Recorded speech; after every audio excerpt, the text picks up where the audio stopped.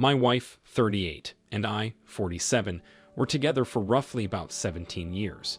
About 14 of them were spent with us married. When we first met, I thought she was older than she was. It was just the mature aura she gave off. She thought I was younger, which at the time did make me feel pretty good. After we decided that the age difference didn't matter, we went all in on the relationship. I was still a little hesitant about the age difference, but then I met her family. Her family was very big, bigger than mine. I'd always wished I had grown up in a close, tight-knit family. I'm the first to admit that her family, who welcomed me with open arms, is a huge factor in my continuing the relationship. She seemed just as crazy about her family as well. I took that as a good sign. A possible wife who thinks family is everything is a plus. The two of us went on to have a family of our own. 2 boys ages 8 and 11. During our marriage, things were good. We got along great, made memories with each other and our kids, and just enjoyed life. Anytime there were issues, we ended up working through them and persevering. I put my entire being in this relationship, like I had hobbies as any married guy did. Hunting, fishing, and golfing were all things I loved, but after our kids came, I knew the focus had to be on our sons. Our wife didn't get the memo because she didn't hold herself to the same standards. My wife seemed focused on our marriage and family at first, but slowly she started to become a very shallow and self-centered person. She didn't put the kids first or even consider me. I tried my best to accept these behavior changes and keep putting the work into our marriage.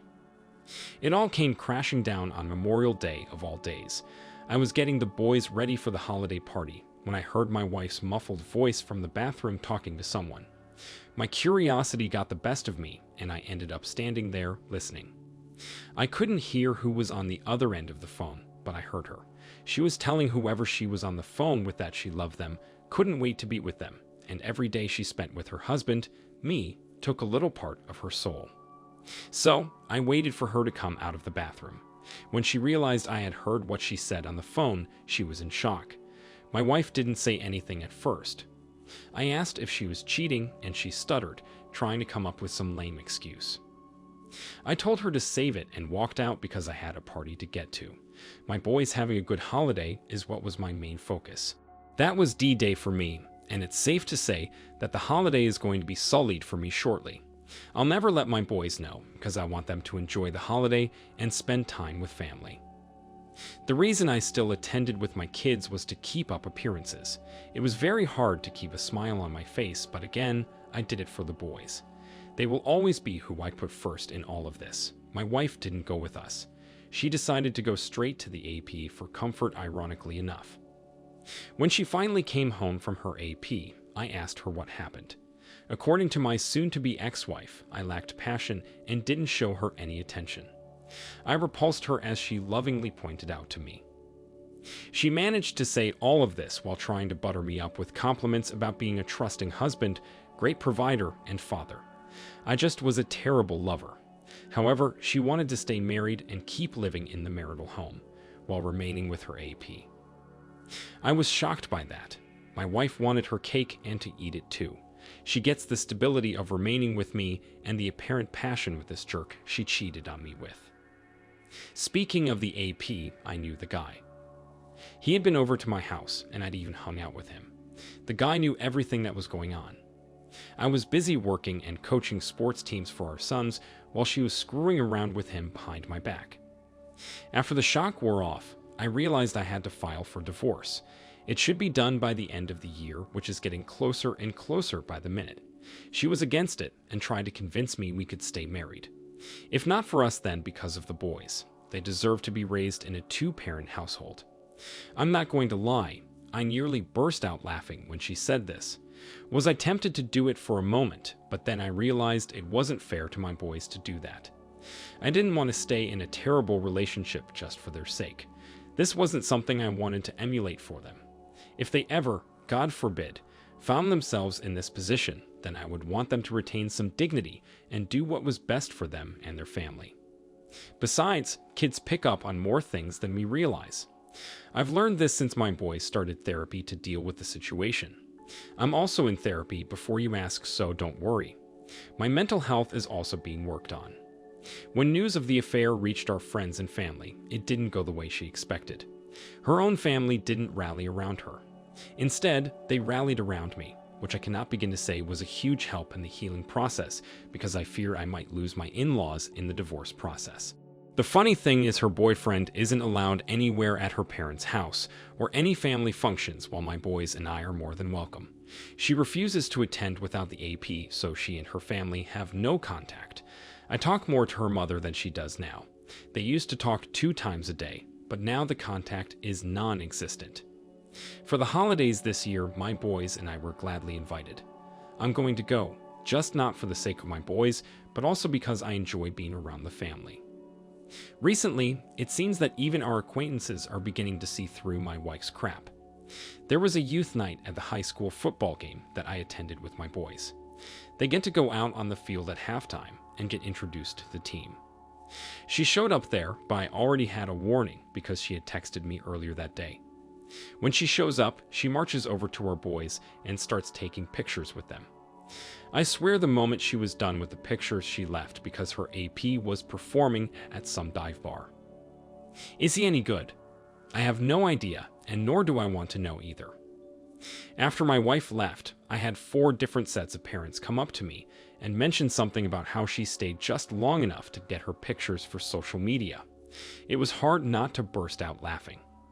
Let me tell you, it felt really good that people could see through her crap and that she's only playing up the Mom of the Year stuff for Instagram, Facebook, or whatever other social media she's on.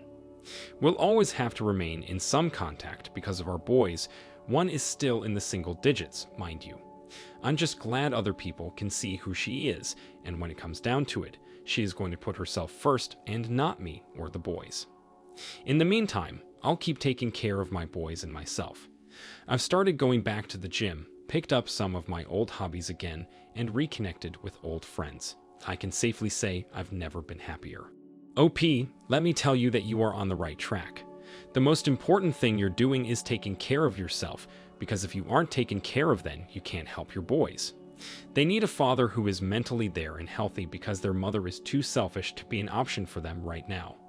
Or at all, since it's her fault this situation is even happening in the first place. The fact that her family was willing to realize that their daughter did wrong is huge. So often, the family of the cheater will end up backing them and accepting the AP. It's nice to see that for once this was not the case. You truly did handle this well. Even though it might have seemed tempting to not divorce and just keep the status quo, you didn't. Once the fog from the affair wears off, your wife might try to worm her way back in. Keep remaining as strong as you have been for the sake of yourself and your boys. Now let's move on to our next story for today. My wife, 28, and I, 35, got together about 8 years ago. We married 4 years into the relationship, and I thought everything was great between us. Our love life was great, and we were always being romantic. The 2 of us frequently went on dates and never neglected that part of our lives. Sometimes married people can fall into a slump, but I swear that wasn't us. Sure, we had the rare fight, but they were over within a few hours. We'd make up so fast that it was like we almost hadn't fought in the first place. When I described her to people, I would say she was the love of my life because I truly believed that she was. She was everything I ever wanted in a partner. Naturally, I thought she felt the same way because why wouldn't I? My wife never gave me any indication that there was a problem in our relationship. People tend to say that they saw signs or cracks along the way, but I swear I saw nothing. Everything did seem almost perfect. After my wife joined a volleyball club in February, things started to change. I didn't bat an eyelash at first. She had played it in high school and wanted to pick it up again. Twice a week, for 3 hours, she'd go down to the center to practice. During that time, I missed her, but if she wanted to do this, then I was more than happy to support her. She always supported me in my hobbies, so there was no reason why I wouldn't do the same. I think the moment I realized something was wrong was when she began to hide her smartphone from me. She never did that before. We never had secrets from each other and had no problem with the other using each other's phones.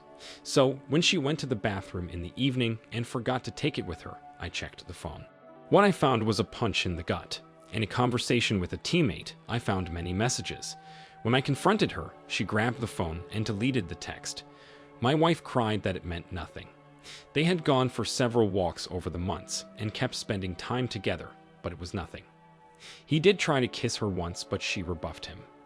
They were just friends, but she realized that she had done wrong by seemingly encouraging the relationship with him. My wife begged me for a chance and to trust that nothing happened. Silly me was still deep in the fog, so I agreed to forgive her that night. Even though I agreed to forgive her, it was difficult. I'd constantly ask my wife where she was, what she was doing, and who she was with. I even began to track her Google data, where I found a couple of 15-minute stops near a tire store. For some time, she had been stopping there after work and then driving home. I started to realize something was up after she was an hour late for an appointment. So I did the only thing I could think of. I followed her one day. What I found was her in his car, and the second she saw me, she jumped out of the car. She said that the only reason she met with the guy was to tell him to leave it alone. This made no sense to me. Why would you go through all that effort to meet him in public? You could tell him that over text or phone call. Naturally, I thought she was full of crap, so I called the guy and confronted him. It was there I learned that this guy, who still lived with his parents, mind you, had been meeting with my wife for weeks. They claimed it was nothing sexual. All they would do is meet at the tire shop, talk, and then go their separate ways. Once again, she tried to claim that it was a mistake and she loved it. It means nothing is her favorite thing to say. My wife has said she will do whatever it takes to repair our relationship. But if this was the case, then why is she still in volleyball, where she continues to see this guy multiple times a week? It was at that point I started to come out of the fog. Once I began to confront her, the truth came out. The two of them did have sex, and not only that, they did it right in the parking lot. For weeks she had been lying to my face and sleeping with this guy almost every day. Truly, I had been naive to think that nothing intimate was going on between them. Of course, she would try to lie and say it was not physical. If I knew it was physical from the beginning, I never would have even thought of giving her another chance, because that is just a line you don't cross in my book.